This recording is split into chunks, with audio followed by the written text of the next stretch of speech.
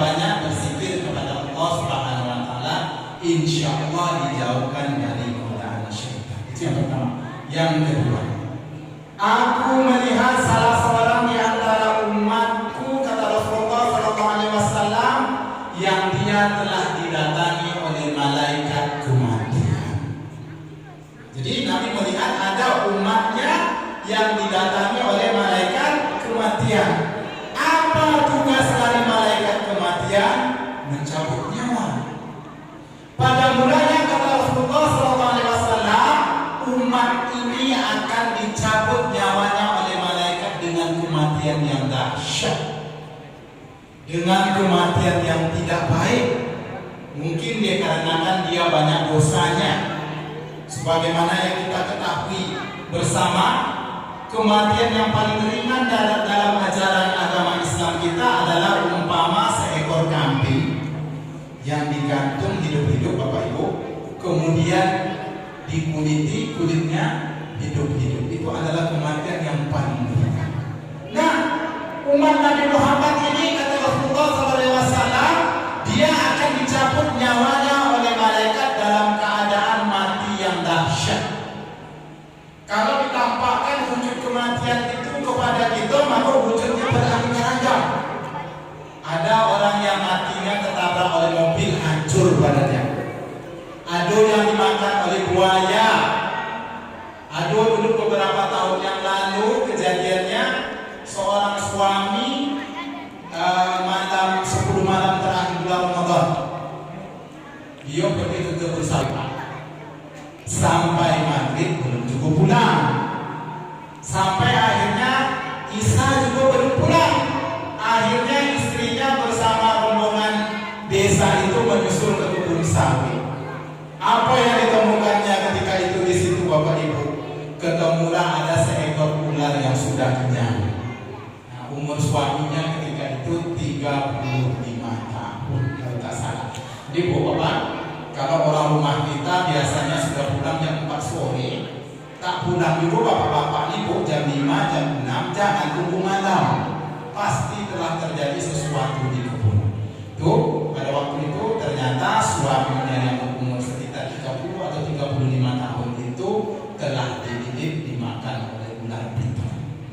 Nah, ketika seorang hamba ini ingin dicabut nyawanya dalam keadaan mati dahsyat, ternyata ada amalnya yang menyelamatkannya dia dari kematian dahsyat itu. Apa amal yang bisa menyelamatkan kita dari kematian yang buruk, kematian seperti dimakan oleh ular segala macam? Kata Rasulullah SAW, maka datanglah baktinya kepada kedua orang tuanya. Ternyata calon mayat ini termasuk anak yang berbakti kepada kedua orang tuanya. Banyak perintah kalau kita baca di dalam ayat Al-Quran, perintah untuk berbakti kepada kedua orang tua. Ternyata berbakti kepada orang tua selain wajib juga bisa menyelamatkan kita dari kematian yang buruk. Ini Bu, masuk bulan puasa nih, salah satu golongan yang ibadah puasa itu tidak sempurna. Bahkan kata beberapa ulama, puasanya itu tidak diterima oleh Allah Subhanahu wa taala. Salah satunya adalah anak yang durhaka kepada kedua orang tuanya. Walau nanti dia membangun masjid sebanyak 100 masjid seindah Masjid Muhajirin kita ini, Bapak Ibu, kalau dia durhaka kepada kedua orang tuanya, sebelum masuk surga pasti dia masuk ke dalam neraka juga. Mudah-mudahan kita semua terhindar dari hal tersebut. Amin ya rabbal alamin. Itu yang kedua. Yang ketiga, apa kata Nabi besar Muhammad SAW? Saya melihat salah seorang di antara umatku yang pada hari kiamat nanti lampu PLN mati. Nah, itu baru satu malam. Apa yang kita rasakan ketika kegelapan? Nah, semua tak menjadi. Apalagi ketika kita memakan sahur, mati lampu, gelap, semua terpijak. Suami terpijak, anak terpijak, ikan terpijak, piring pecah, segala macam. Nah, itu kata-kata itu nanti tak ada istighfar. bangun lagi. Pasti kita menyumpah pada PLN lagi. Itu baru kegelapan di dunia. Kata Nabi besar Muhammad SAW, ada kegelapan nanti yang lebih gelap lagi, yaitu kegelapan akhirat. Kata Rasulullah SAW, saya lihat tuh ada umatku tuh dia bingung. Kenapa? Nak maju tak bisa, nak mundur tak bisa, kenapa semuanya benar? Maka kemudian kata Rasulullah SAW, datanglah amalnya yang menyelamatkannya dari kegelapan akhirat. Apa kira-kira amal yang bisa menyelamatkan kita dari kegelapan akhirat? Kata Rasulullah SAW, datanglah haji dan umrohnya yang menjadi cahaya yang memasukkannya ke dalam cahaya yang terang benderang sehingga dia terselamat dari kegelapan akhirat. Haji dan umroh. Berumroh pada bulan puasa sama kedudukannya dengan ibadah haji. Jadi itu jangan sampai menjadi orang yang rugi. Kenapa saya bilang rugi? Sebagaimana ayat pertama yang dibaca oleh Pak Imam kita, Alhaakumut Takasur, bermegah-megahan telah melalaikan kamu. Kita punya kebun rendah 1 hektar, nak 10 hektar. Gak dapat 10 hektar, nak 100 hektar. Gak dapat rumah cantik, nak rumah bertingkat. Gak dapat Honda 2-3 biji, nak mobil. Hatta zurkumul maqabir, hingga kemudian itu masuk dalam kubur. Yang kita kumpulkan itu harta yang kita beli, kebun. Kita lupa usia itu semakin hari semakin tua. Pada akhirnya yang terjadi apa? Sakit kita, tidak sempat kita melaksanakan haji dan umroh tadi, meninggal dunia besok tiba-tiba keadaannya gelap semua. Mohon kita kepada Allah, ya Allah, kenapa gelap semuanya ini? Alam kubur gelap, alam air gelap. Siapa yang salah? Kalau Allah Subhanahu wa taala bulan Ramadan datang di Masjid Muhajirin. Dengan kami sedang terus pencerahan kami dan ini disampaikan tidak bahwa haji dan umroh merupakan cahaya dari kiamat nanti. Jangan tunda-tunda Bapak Ibu. Kalau kita menunggu haji itu bisa sampai 10 sampai 30 tahun. Rugi kita nanti. Harta yang banyak nih Pak, kita tumpuk-tumpuk harta yang banyak, nanti meninggal gitu. Ahli waris itu yang menikmatinya. Dia kalau dia alim dan bertakwa seperti tinggal kita Pak Imam kita. Seandainya yang terjadi kita meninggal dunia baru seminggu, bercencang dia membagi harta warisan. Maka kita ruginya banyak, ya. Ada harta sekarang tuh, kalau rumah sudah ada, Pak, rumah dah bagus, kebun dah ada, dah berhektar-hektar, jangan bercita-cita lagi untuk lebih kaya. Ingat Bu, di akhirat nanti tidak ada yang mau meminjamkan senter. Dengar saya ya? Yang senter katanya tak ada. Senternya pada waktu itu adalah haji dan umroh. Ya. Berikutnya, saya melihat kata Nabi besar Muhammad SAW, umatku pada hari kiamat nanti yang dia kehausan. Ini mohon apa? Saking hausnya kalimatnya memang seperti ini, sehingga dia menjulurkan lidahnya seperti anjing. Maaf, memang kalimatnya seperti itu. Kita tahu kalau anjing itu haus kan lidahnya keluar. Begitu juga umatku kata Nabi Muhammad SAW pada hari kiamat nanti saking panasnya. Kan ada yang mengatakan, dalil yang mengatakan matahari didekatkan sejengkal dari kepala kita. Itu peribahasa itu. Orang Arab tingginya nak setinggi pintu, ya kan? Ada orang Indonesia setingginya setinggi ini, ada setinggi saya. Kalau matahari itu cuma satu, sebetulnya kepala siapa yang menjadi ukurannya? Nah, itu sebetulnya adalah amal ibadahnya. Ya, ketika dia merasa haus ketika itu, ternyata dia adalah umat Nabi Muhammad, dan ketika itu masing-masing nabi punya telaga. Telaga bahasa Indonesianya adalah, bahasa kerennya Tanjung Kuras adalah pigi. Nah, sumur. Sumur Nabi Muhammad itu adalah sumur yang paling besar di antara nabi-nabi yang lain. Nama sumurnya adalah sumur Al-Kautsar. Inna a'tainakal kautsar. Kata Nabi besar Muhammad SAW, barang siapa di antara umatnya yang bisa minum pada hari kiamat nanti segelas saja, Pak, maka dijamin dia tidak akan pernah haus selama-lamanya. Lana kita haus bagaimana dimana tahu nih? Wahai Ibu Siti Fatimah, Siti Fatimah sini, Pak Ali segala macam. 10 meter dari sini adalah sumur Al-Kautsar, sumurnya untuk umat Nabi Muhammad. Datang kita ke sumur itu. Assalamualaikum, kami nak minum di sumur, kami tak tahan lagi panas. Lalu apa kata mereka? Tidak bisa. Nah, tidak dibenarkan seorang pun untuk bisa minum di sumur ini kecuali membawa tiket. Ada tahu nak Ibu, apa tiketnya untuk bisa mendatangi sumur Al-Kautsar ini? Maka kata Rasulullah SAW, datanglah puasa Ramadannya, membawanya ke sumur Al-Kautsar, dan dia dipersilakan minum sebanyak-banyaknya sehingga dia tidak pernah merasa haus selama-lamanya. Ternyata puasa Ramadan ini selain diwajibkan kepada kita, puasa Ramadan ini juga yang nanti menjadi tiket kita untuk bisa minum di telaga yang namanya telaga Al-Kautsar. Maka beruntunglah bagi orang yang beriman yang puasa Ramadan ini. Asal terakhir, telaga Al-Kautsar.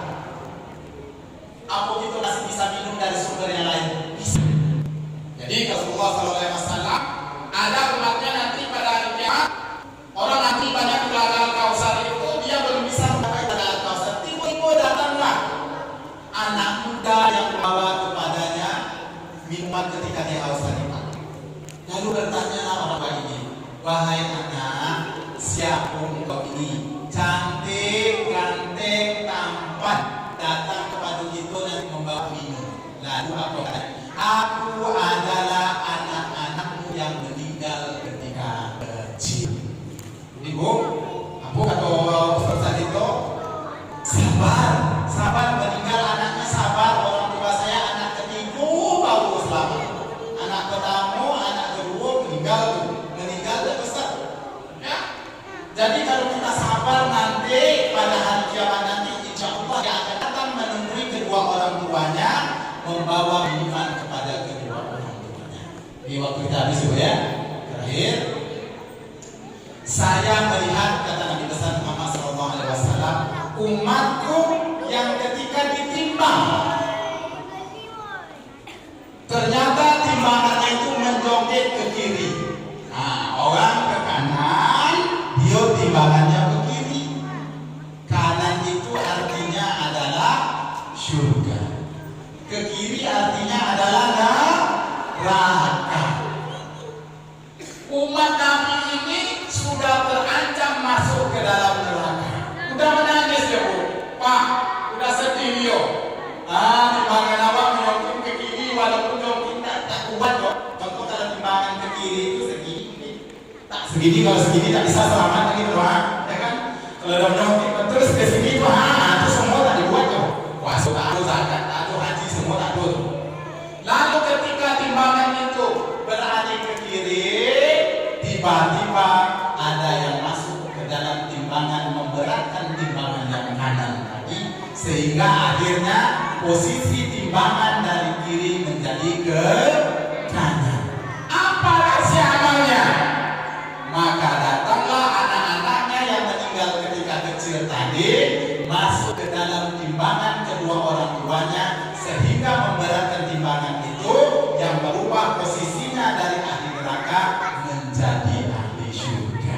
Dan keutamaan kita tengok ini. Yang pertama dia tadi, anak yang meninggal ketika kecil tadi akan memberi minuman kepada kedua orang tuanya. Yang kedua, dia tidak rela, tidak ikhlas mak bapaknya masuk ke dalam neraka. Atas izin Allah Subhanahu wa taala, tentu saja ini diizinkan oleh Allah Subhanahu wa taala, dan orang tuanya masuk dalam bersamaan, akhirnya dia masuk ke dalam timbangan itu, yang menyebabkan orang tuanya tidak jadi masuk ke dalam neraka. Maka puasa Ramadan ini salah satunya adalah tujuannya adalah membentuk sifat sabar. Baik, waktu juga yang telah memisahkan kita, Bapak Ibu. Mudah-mudahan tahun depan kita dipertemukan lagi. Tadi di awal kita tengok ramai ya safnya ketika sholat tarawih. Ini komentar apa ya Pak ya? Ini motivasi untuk Bapak semua, Ibu. Ya, kenapa saya motivasikan? Apa sebetulnya ganjaran dari sholat tarawih? Kita kalau diminta sholat semalam suntuk, sanggup nggak kita? Dari jam 8 diminta sholatnya sampai menjelang subuh nanti. Nabi Muhammad sifat tarawihnya seperti apa? Pengakuan sahabat, pertama kali Nabi sholat nanti habis 1/4 malam, berikutnya habis 1/3 malam, yang terakhir kata sahabat, kami pernah sholat bersama Nabi Muhammad SAW. Selesai kami sholat, kami segera pulang ke rumah karena kami menyangka kami tidak akan dapat sahur lagi. Kalau ditanya versi 8 yang asli seperti itu apa sebenarnya? Hampir tidak mendapati sahur, berarti sholat Nabi itu adalah semalam suntuk. Kita sanggup melaksanakan seperti itu? Tidak. Jangankan semalam suntuk, 20 aja kita berat. Sholat itu ada yang 8-11, ada yang 23, ada yang 36, ada yang 41. Ada sahabat yang mengamalkan masna 2 tidak terbatas. Lalu bisa nggak kita mendapatkan pahala sebagaimana orang yang sholat semalam suntuk? Bisa. Ini kesimpulan kita malam hari ini. Bagaimana caranya? Kata Nabi besar Muhammad SAW, barang siapa yang sholat tarawih dengan imam sampai selesai. Pak Herman, kami maunya 8 boleh. Berhenti silahkan. Tapi sampai selesai, jangan pulang ke rumah. Ya, sampai selesai, maksudnya ketika imam nanti witir, dia masuk lagi. Maka pahalanya oleh Allah Subhanahu wa Ta'ala adalah seperti orang yang sholat semalam suntuk. Itulah sayangnya Allah kepada kita. Betul-betul sayang Allah kepada kita. Baik Bapak Ibu, demikian yang dapat saya sampaikan. Mudah-mudahan semua amal kita pada malam hari ini, pada tahun ini diterima oleh Allah Subhanahu wa Ta'ala. Sebagaimana yang dicontohkan oleh sahabat, selesai bulan puasa 6 bulan lamanya mereka meminta kepada Allah agar puasa mereka diterima. Bukan halal, bukan main band segala macam. Ini mohon maaf. Ya, mohon maaf betul. Nabi Muhammad itu pernah mendengar suara pada malam hari. Ya, suaranya dia tergerak hatinya untuk datang ke rumah. Waktu itu dia baru diangkat jadi Rasul 35 tahun umurnya kata sahabat. Atau awal-awal kerasulan. Dan itu adalah pesta. Kalau kita pada saat ini itu adalah band. Lalu ketika itu diutus oleh Allah angin. Ngantuk Nabi Muhammad, tertidur Nabi Muhammad SAW sampai band itu selesai. Kemudian keluar sabda Nabi, haram hukumnya menyewa penyanyi yang bagaimana nama pusat itu kan, yang tegak mandang Tuhan. Ya, aduh yang nyewa di sini nih, cepat tobat. Ya, besok ke lampu tiba-tiba amalnya menjongkit ke tinggi. Nah, berapa banyak orang melihat aurat orang waktu pernikahan anak itu, berapa banyak tuh, semua dosonya diberikan kepada tuan rumah. Senang saya dosa. Tuan kuasa dah bayar lagi Nah, senang betul ya. Nah, ini bertobat dapur. Pak, bertobat ya. Bertobat dan kita ingat itu memang betul-betul inti sari dari ajaran Nabi Muhammad. Memang tak boleh penyanyi itu aja yang nampak segala macam dengan malam itu aja tuh yang kita menyewanya haram. Duit yang dia terima haram. Kalau siang hari silakanlah dalam keadaan semuanya serba benar. Kalau malam hari dari matinya lampu berkedip-kedip itu tak ada yang kita gitu. 100 orang ada di rumah itu pada saat itu tuh. Herman yang nyewa pada saat itu ke 100 dosa orang itu diberikan pada Herman, dosa itu berkurang, dosa Herman tambah 100 orang. Ini wow ya, dah baru sakit hati. Ya, demikian wabillahi taufiq wal hidayah. Wassalamualaikum warahmatullahi